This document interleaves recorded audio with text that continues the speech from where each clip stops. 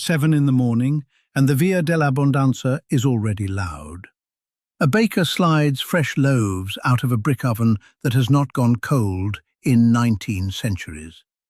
2 doors down, a cook ladles chickpea stew from a sunken clay jar set into a marble counter. The same counter, the same jars that have fed this street since before the reign of Nero.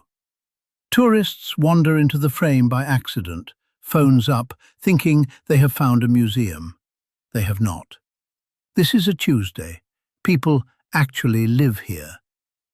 Here is the thing that should stop you cold. This street should not exist. Not like this. In the timeline you learned in school, this exact spot is under 6 meters of volcanic rock. The counter is a ruin behind velvet rope. The bread is a carbonized lump in a glass case, 18 centuries old, still shaped like a loaf because it never got the chance to be eaten. In our history, Pompeii is a grave. In this one, it is just a town that makes really, really good bread. So what happened? Or rather, what didn't? To understand a street that was never supposed to survive, go back to the year 79, to a mountain nobody in Pompeii was worried about. Mount Vesuvius did not look like a volcano to the people living in its shadow. It looked like a green, gently sloped hill, terraced with vineyards, its wine already famous across the empire. No one here believed a mountain like that could actually kill. 17 years earlier, in 62, a massive earthquake had cracked open temples and toppled statues across the region. The Romans rebuilt. They assumed the worst was behind them. It was not. It was the mountain clearing its throat. On the 24th of August, in the real history, Vesuvius erupted with a force equivalent to thousands of Hiroshima bombs, hurling a column of ash and pumice 20 miles into the sky. For 18 hours, it rained rock on Pompeii, burying alive anyone who sheltered at home.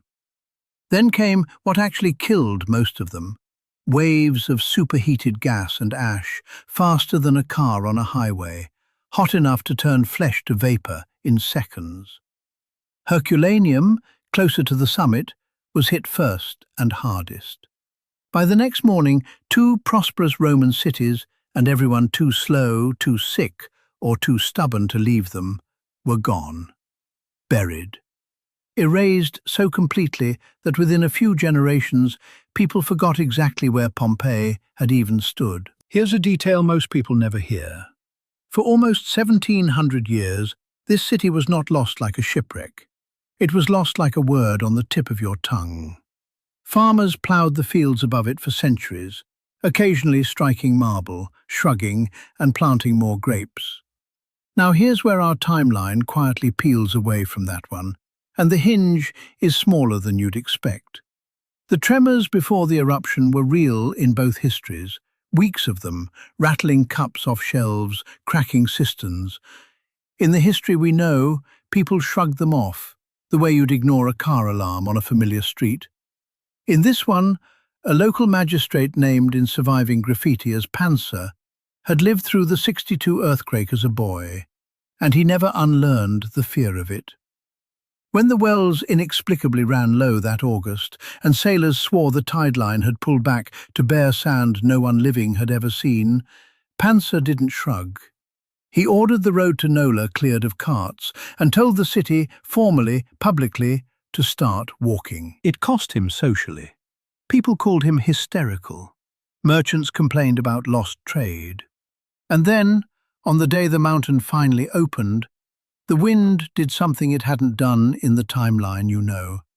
It carried the worst of the ash and the superheated flows northwest, away from the city centre, over less populated slopes, instead of straight down onto the rooftops of the Forum. A blind meteorological coincidence layered on top of one stubborn man's unfashionable caution. Pompeii took a bad week. Roofs collapsed under ash, crops failed for 2 seasons. Nobody, as far as the record shows, needed to be dug out of their own house. And here is the part that should make you genuinely uncomfortable. That survival came at a cost nobody in 79 could have imagined. A cost paid by us 2,000 years later. Because Pompeii wasn't buried, it wasn't sealed. It kept living, which means it kept changing, the way every city does. The bakery ovens got upgraded. The brothel graffiti got painted over by someone's embarrassed great-grandchildren. The election posters, the shopping lists, the kids' doodles on courtyard walls, all of it, the daily texture of Roman life that historians usually only get from aristocrats writing about other aristocrats, simply wore away, the way graffiti always does. In the real timeline, the eruption was a horror that became, entirely by accident, the most complete time capsule of daily life the ancient world ever produced. Loaves of bread with the baker's stamp still on them, a dog's collar. A political campaign scrawled in red paint promising a candidate will fix the potholes. Plaster poured into voids left by decomposed bodies, capturing the exact final posture of people covering their faces. We know what Romans ate for breakfast, how they decorated a middle-class dining room, what a brothel charged, because the volcano monstrously froze an ordinary Tuesday for eternity.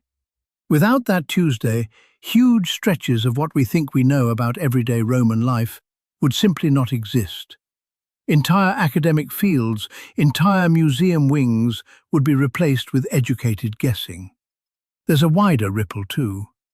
The rediscovery of Pompeii in the 1700s didn't just fascinate a few scholars, it reshaped European taste itself. Furniture design changed. Wedgwood built an entire pottery line copying Pompeian motifs. Architects on 2 continents started bolting columns onto buildings that never needed them. An entire aesthetic movement, neoclassicism, drew its oxygen from the shock of seeing Roman life preserved in that much detail. In this timeline, none of that spark exists, because there was nothing sudden to rediscover, just a town that had quietly, unremarkably, stayed itself the whole time. Economically, the swap is almost funny. In the real world, Pompeii draws roughly 4 million visitors a year. A UNESCO site, a global name, a ruin more famous than most living cities. In this one, it's a present mid-sized town near Naples that mostly exports wine and olive oil, with a modest trickle of tourists who come for the coastline, not the catastrophe.